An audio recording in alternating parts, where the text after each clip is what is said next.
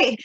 Um, Hi, Anna. Thank you so much for joining me today to talk about your vegan journey and your plant-based journey.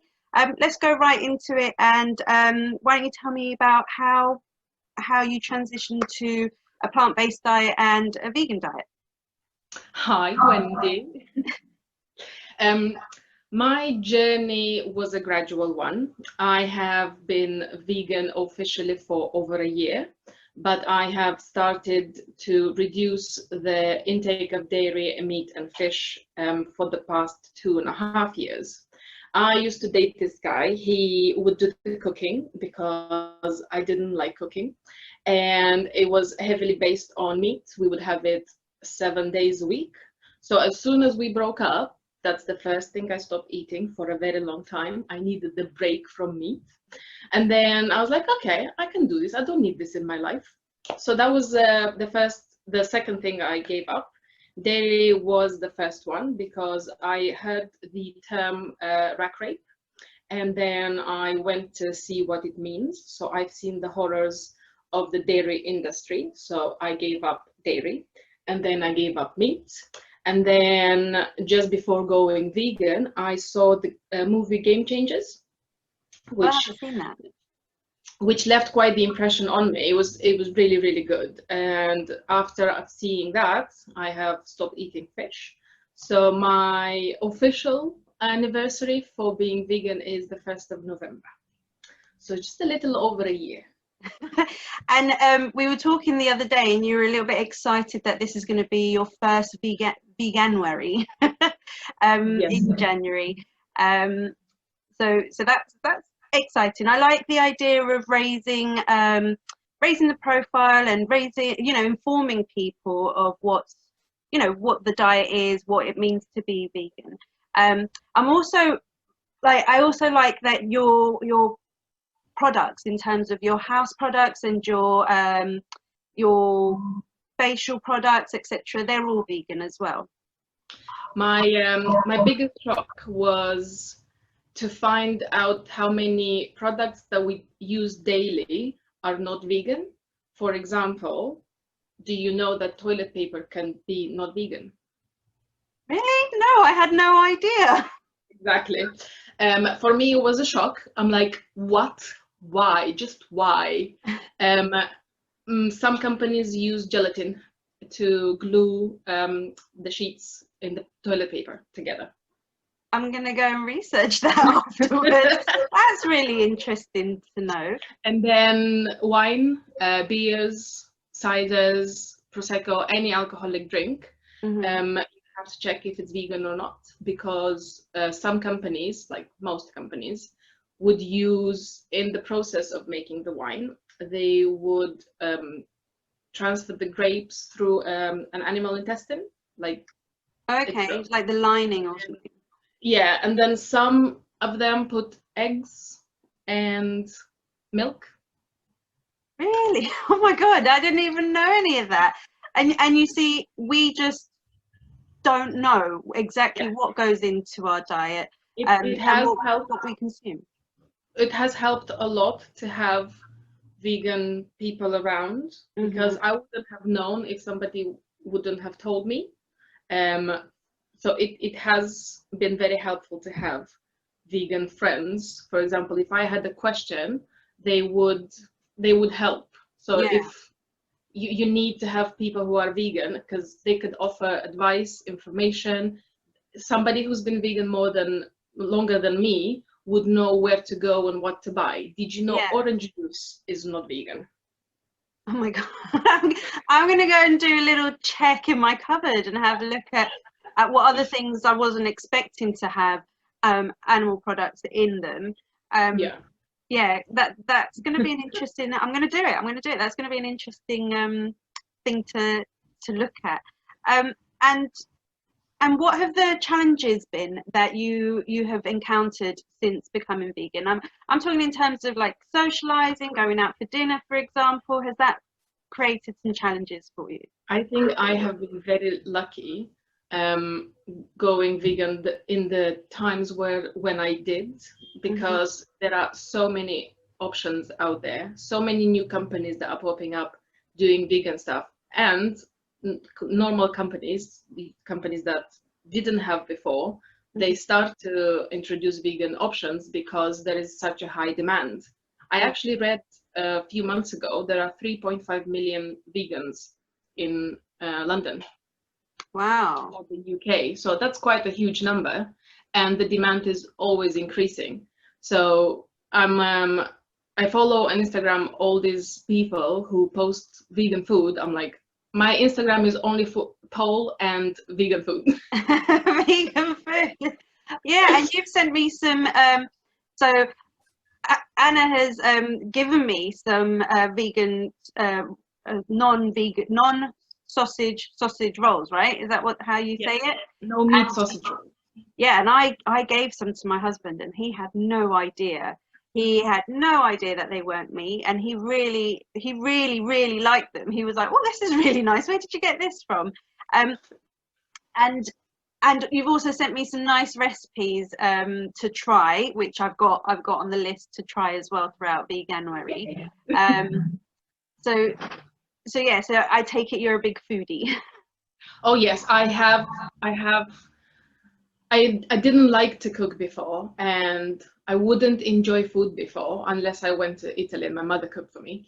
But otherwise, I wouldn't cook for myself. I would just make a big salad and have that for weeks. Like every day of the week, I would just have a salad. I was happy with that. I remember telling my mother that if they ever come up with a pill that would have all the vitamins, minerals, and whatever we need from food in it, I would take it rather than eat food. But I think that was just my guilt that I wasn't aware of, talking deep down inside, because as soon as I became vegan, I've started cooking more, I'm enjoying food more, and I'm so excited that my day is literally organized around food. So I gotta have breakfast, I gotta have the snack and lunch and dinner. It's just everything is around food. But it's great because then you know you're eating regularly, and you know in itself it's healthy to do that, to eat little and often, isn't it? Isn't that what Yes, they and I'm very excited to eat, which I've never experienced before. So the weight that unconsciously was feeling when my morals were not aligned with my actions was weighing me down. So as soon as I did that for myself, in my head, in my heart, it's liberating, really. I mean, I feel so much better mentally knowing that I cause no harm. Everything I do, of course, is not going to be 100%, but I try my very best every day, and I know that nobody gets hurt by me being alive. Nobody gets hurt. That's lovely. That's a lovely sentiment actually to have. It is, yes. And I've felt more energetic since. So the first thing I noticed was my skin cleared, like my face and my body, and I've become a lot softer now. I do moisturize with obviously vegan products, but I'm like naturally soft now. I always slide down the pole. So your skin health has improved, and that Yeah. for me again is another big thing. So as you know, in my day job, I am skin therapist, and anything I can do from the inside, so nutritions that I can feed my body that will reflect on my skin, it's something that I'm constantly searching for. So it's really positive to hear that that the new way of eating has cleared your skin. And I do find that in the summer in particular, where I'm eating a lot more fresh food, I'm feeling more energetic, and I'm also glowing, naturally glowing rather than makeup and fake tan glowing. Yeah. So, so that's awesome. Right, a question that I desperately wanted to ask was, is it expensive in your weekly shopping, since since now you don't buy meat and you don't buy meat produce?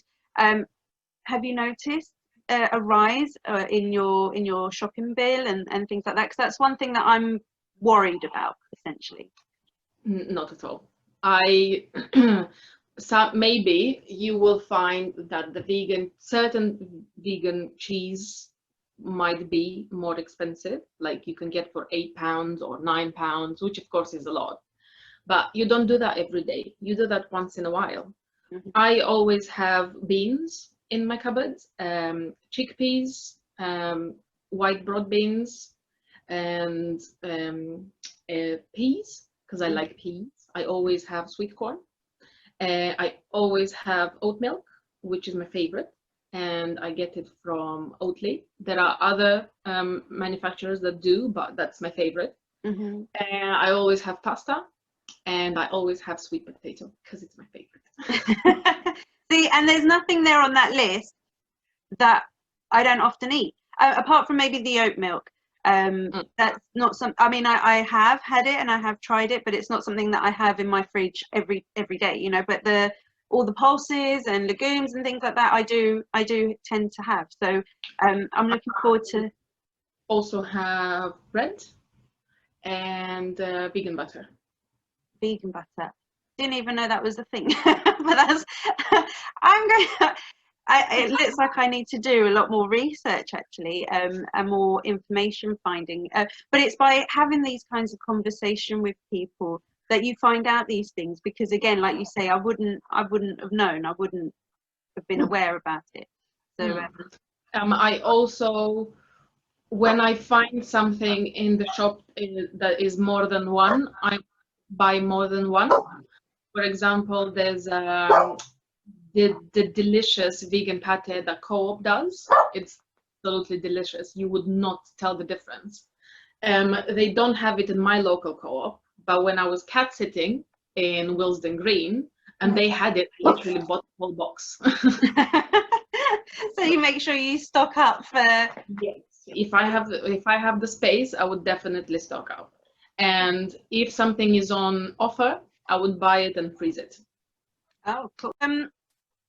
And in terms of your friends and your social before, so your friends from pre-vegan days, how have they reacted? Like, have you found any negative feedback or indifferent? No one really cares about. No, actually, I've been quite lucky because most of my friends are very respectful and they always make sure that they have something for me. Like my friend Anna, whenever I go to dog sit, she would fill the fridge with everything vegan from Aldi and I don't have to worry about anything. That's a good friend. Yes, very. My mother would always make sure that there's something to eat for me as well.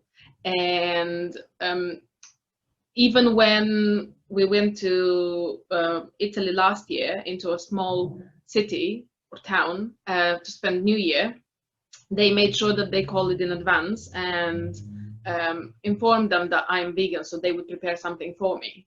So that was nice. And then we stayed in Italy for a while, and then I went to see my sister in Moldova, and she also made sure that I have stuff to eat. And then she was always worried that I would starve to death. I'm like, dude, no, everything I eat is protein. I'm like, no, I don't need that much stuff. Yeah, because that's the misconception, isn't it?